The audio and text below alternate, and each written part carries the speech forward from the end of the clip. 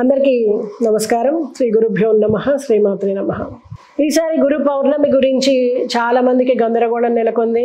ఎప్పుడు ఏంటి, మరి పూజా విధానం ఏంటి, ఆ వివరాలన్నీ ఈ వీడియోలో తెలుసుకుందాం.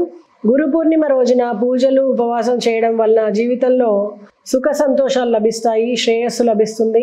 దానితో పాటు ఈ రోజున గురువులను ఆరాధించడం కూడా ప్రత్యేక ప్రాముఖ్యతను కలిగి ఉంది.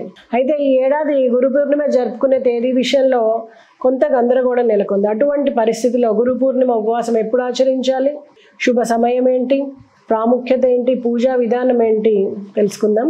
ఈ ఏడాది గురు పూర్ణిమ విషయంలో ఏర్పడ్డ గందరగోళం ఏంటి అంటే, ఆషాఢ మాసంలోని ఎప్పుడైనా సరే ఆషాఢ మాసంలోని శుక్లపక్ష పౌర్ణమి రోజున జరుపుకుంటాము. గురు పూర్ణిమను ఆషాఢ పూర్ణిమ అని కూడా అంటుంటాం. అయితే మానవాళికి మహాభారతం వంటి గొప్ప గ్రంథాన్ని అందించినటువంటి వేదవ్యాసుడు జన్మించిన రోజుని మనము ఆషాఢ మాసము పౌర్ణమిని జరుపుకుంటూ ఉంటాము. అదే రోజుని మనము ఆషాఢ పౌర్ణమి, గురు పౌర్ణమి అని నమ్ముతాము. అందుకే ఈ రోజును వేదవ్యాసుడు జన్మదినంగా జరుపుకుంటాము.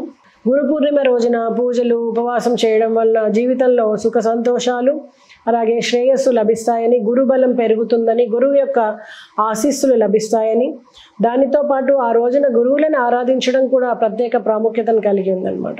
మరి ఈ ఏడాది గురు పూర్ణిమ జరుపుకునే తేదీ విషయంలో ఎందుకని గందరగోళము? ఎప్పుడు ఆచరించాలి గురు పూర్ణిమ అంటే, 2024 గురు పూర్ణిమ మనకి జూలై 20వ తేదీ వచ్చింది.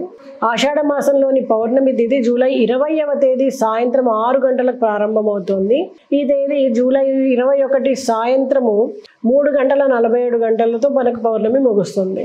అయితే శాస్త్రాల ప్రకారం ఏంటంటే, చంద్రోదయ సమయాన్ని, అది కూడా రాత్రి పౌర్ణమి తిథి ఉన్న రోజుని మాత్రమే మనము పూర్ణిమ తిథిగా భావిస్తూ ఉంటాం. జనరల్గా మనం ఉదయము ఆచరించేటువంటి పండుగలన్నీ సూర్యోదయంతో తిథి 6 గడియలు కనీసం ఉంటే మనం ఆ రోజు పండుగ చేసుకుంటూ ఉంటాం. కానీ పౌర్ణమి, అమావాస్య లాంటి, దీపావళి, గురు పౌర్ణమి, ఇంకా ఏదైనా పౌర్ణమికి సంబంధించినటువంటివన్నీ కూడా మనము సాయంత్రం ఆ తిథి ఉన్నప్పుడే జరుపుకుంటాం అనమాట. ఈ రోజునే మనము పున్నమి ఉపవాసం చేయాల్సి ఉంటుంది. అంటే 20వ తారీఖు మీరు పున్నమి తిథి పూర్తిగా రాత్రి ఉంటుంది కాబట్టి ఆ రోజు ఉపవాసము పూజ ఆచరించవచ్చు. పూర్ణిమ తిథి ఎప్పుడు రాత్రి ఉంటుందో ఆ రోజున ఉపవాసము పూజలు చేస్తారు.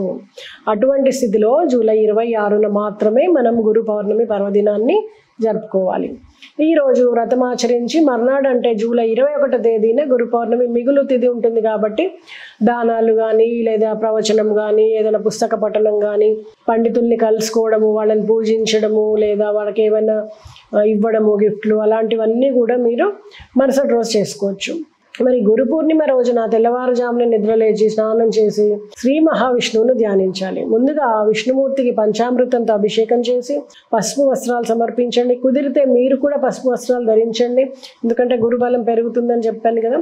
అలాగే పూజా గదిని శుభ్రపరిచిన తర్వాత విష్ణువు, లక్ష్మీదేవి, వేదవ్యాసుడు విగ్రహాలను, ఇలాగే మీరు ఇతర గురువులు ఎవరైనా ఫాలో అవుతుంటే వాళ్ళ విగ్రహాలు, అలాగే మీకు ప్రత్యక్షంగా ఎవరైనా మీకు గురువు ఉండి ఉంటే వాళ్ళని ప్రత్యక్షంగా కూడా మీరు పూజించవచ్చు అన్నమాట.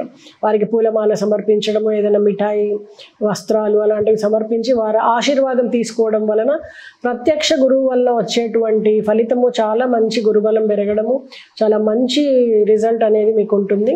అలాగే ఇలా లక్ష్మీదేవి, విష్ణువు, వేదవ్యాసుడు, ఇంకా ఇతర గురువుల విగ్రహాలను ప్రతిష్ఠించుకుని దీని ద్వారా తర్వాత వారికి చందనము, తిలకమద్ది, కుంకుమ బొట్టు పెట్టి ఉపవాస దీక్ష చేస్తానని ప్రతిజ్ఞ చేయండి.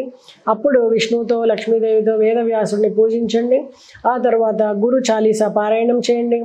దాంతోపాటు గురు పూర్ణిమ వ్రత కథను పఠించండి. అలాగే విష్ణువు, లక్ష్మీదేవి, వేదవ్యాసులకు స్వీటు, ఏదైనా పండు, పువ్వు, పాయసము లాంటివి మొదలైన వాటిని సమర్పించండి. చివరిగా స్వామికి హారతి ఇవ్వండి. తెలిసి తెలియక చేసేటువంటి తప్పుల్ని క్షమించమని ప్రార్థించండి. మరి ఇలా మనము గురు పూర్ణిమని జరుపుకుంటామన్నమాట. మరి గురు పూర్ణిమ యొక్క ప్రాముఖ్యత ఏంటి అంటే, పౌరాణిక విశ్వాసాల ప్రకారము గురు పూర్ణిమను మహాభారతాన్ని రచించినటువంటి వేదవ్యాసుడు పుట్టినరోజుగా జరుపుకుంటామని తెలుసుకున్నాము. ఈ రోజున వేదవ్యాసుడి 4 వేదాలు రచించాడని నమ్ముతూ ఉంటాం. ఈ రోజున గురువు తన శిష్యులను కూడా దీక్షనిస్తూ ఉంటారు. ఈ రోజునే ప్రతి ఒక్కరూ కూడా తమ గురువులని పూజించి గురువు యొక్క ఆశీర్వాదాన్ని పొంది గురుబలాన్ని పెంపొందించుకొని తద్వారా మీ జీవితాన్ని సుగమం చేసుకుంటారని ఆశిస్తున్నాను. అందుబాటులో ఉన్న గురువుని తప్పకుండా మీరు ప్రత్యక్ష గురువుకి వెళ్ళి ఏదో ఒక రకంగా వారి ఆశీస్సులు పొందండి. దూరంగా ఉన్నవారు ఇప్పుడు ప్రస్తుతం అంతా వీడియో కాల్స్, ఫోన్ అన్నీ అందుబాటులో ఉన్నాయి. ఏదో రకంగా మీ గురువుతో మాట్లాడి వారి యొక్క ఆశీస్సులు తీసుకోండి. ఎవరైనా మంత్రదీక్ష తీసుకోవాలనుకునేవారు ఈరోజు గురువు దగ్గర నుంచి మంత్రాన్ని తీసుకోవచ్చు. అలాగే పిల్లలకి సరస్వతి మంత్రాన్ని కూడా బోధింపజేయడం ద్వారా గురువు ద్వారా వారు చక్కటి విద్యాభ్యాసాన్ని, జ్ఞానాన్ని పొందుతారు. అందరూ ఇవి పాటిస్తారని ఆశిస్తూ, అందరికీ మీ గురువు యొక్క ఆశీస్సులు లభించాలని ఆశిస్తూ సెలవు.